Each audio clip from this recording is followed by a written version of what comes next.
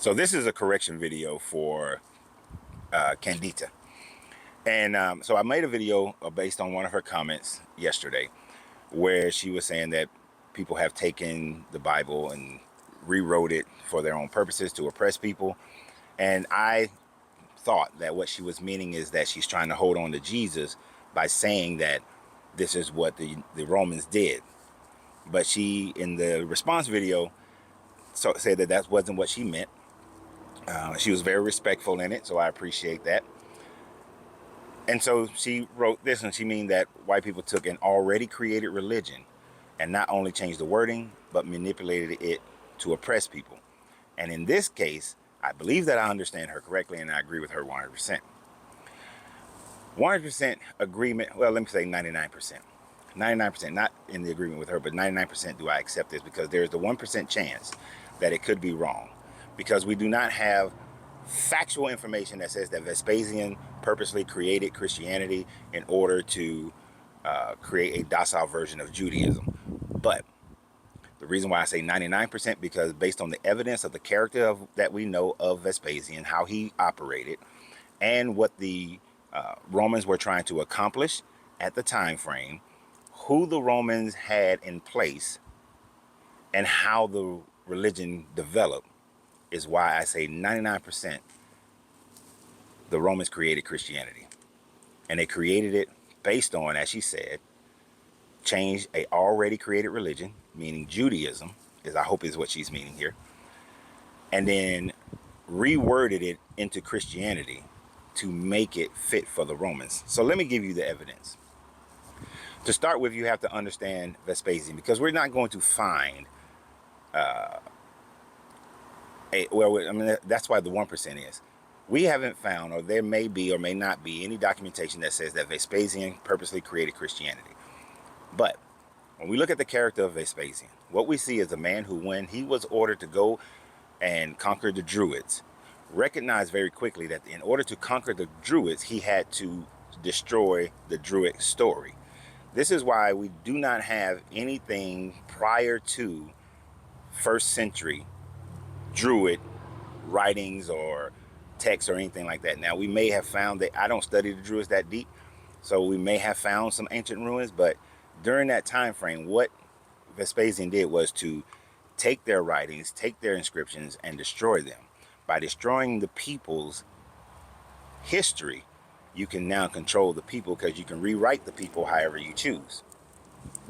And Vespasian was very successful at that. He was the Rome's most successful general at the time. So Nero was facing an issue where I was about to say Islamic, the Israelite people were revolting all throughout the Roman Empire. You see, during that time frame of the early 1st century, the Israelites were looking for a Messiah, and they expected their Messiah to alleviate them from Roman oppression. They had a temporary time frame, about 100 and so years prior, when the Maccabees were able to free them from the Greeks for a short period of time. But they went from Greek control to Roman control. They had just gotten past Persian control, just gotten past Babylonian control, just gotten past being sieged by the Assyrians for the most part. So they had this long history of being controlled by other people. So for centuries, they have been looking for a Messiah to come and free them from oppression and establish their own kingdom that would reign for 1,000 generations, because this is what was prophesied to them in the book of Deuteronomy. So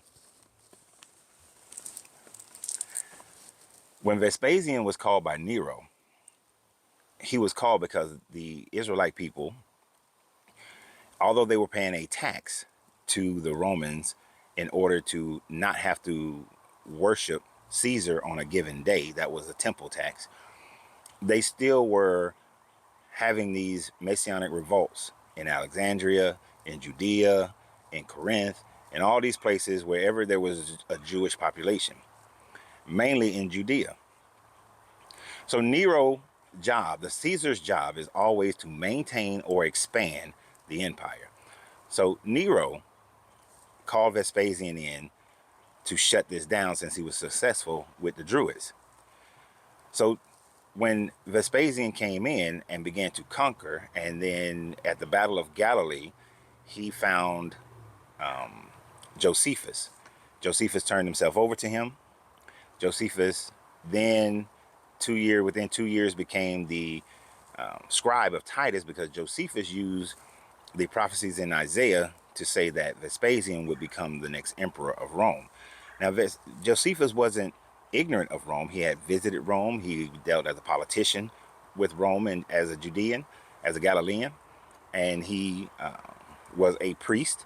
So he knew what the Jewish people were looking for. So he was able to convince Vespasian that he was being prophesied to become the next ruler of Rome. And then Vespasian, within 2 years, became the next ruler of Rome. So Josephus became Titus's scribe. Now, the main person in Alexandria, Egypt, to which Vespasian then went to go visit Egypt before he went to Rome to become emperor, was Philo of Alexander. He was the richest man one of the richest men in the Roman Empire. He was very, very profitable, but he was a Hellenistic Jew. So it's more than likely that Vespasian knew of Philo. And then, of course, there was Herod. Herod, I think it's Herod Agrippa, whoever the one that came after the Herod the Great, was the vassal puppet king of Judea at the time. So he was also a Hellenistic Jew as well. So when Vespasian became the emperor of Rome, now that he's not on the grounds and his son Titus is on the ground, and after they defeat the Jews and take Jerusalem in 70 AD, he brings Titus and Josephus back to Rome. At that point, we have about 30, 40 years go by for all of this to happen. 40 years have went by since the so-called death of Jesus. But it was very well known that there was always a Yahshua who was revolting. There was multiple Yahshuas who was revolting. Josephus had began writing this in his War of the Jews, and was chronicling Titus's advancement through Judea. So it is very reasonable and most likely that now, as emperor of Rome, Vespasian charged Josephus and Philo and Herod with creating a docile version of Judaism, changing their religion, in an attempt to change their religion to be more befitting of Rome. This is why the New Testament is very much Rome-centered. Rome is not the villain. It is the Jews, the Judeans, they are the villain in the story. But this is also why you have all the documentation that we have found as far as the Gospels were written at least 50, 60, 70 years after the so-called death of Jesus. Because it could not have been written prior, because that would not give Josephus and them the ability to write it. If it was written, if you find a manuscript of Mark that was written in the 30s, the 40s, even the 50s possibly, then you may be able to say that would give you the ability to say that it was not created by Rome. But since none were written prior to that time frame, it is most likely that it was written by Josephus, Philo, and Herod in order to create a docile version of Judaism and to make the people be submissive to the Roman Empire. And of course, this type of messaging has been used by every other government after in order to oppress the people, in order to enslave people, because that was the purpose of Rome. If you weren't Roman, then you were less than, and that's how they considered all people.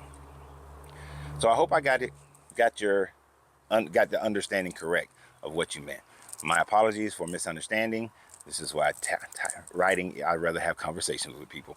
But always remember, you have to free yourself to be yourself, because your greatness is non-negotiable. Good journey, good vibrations.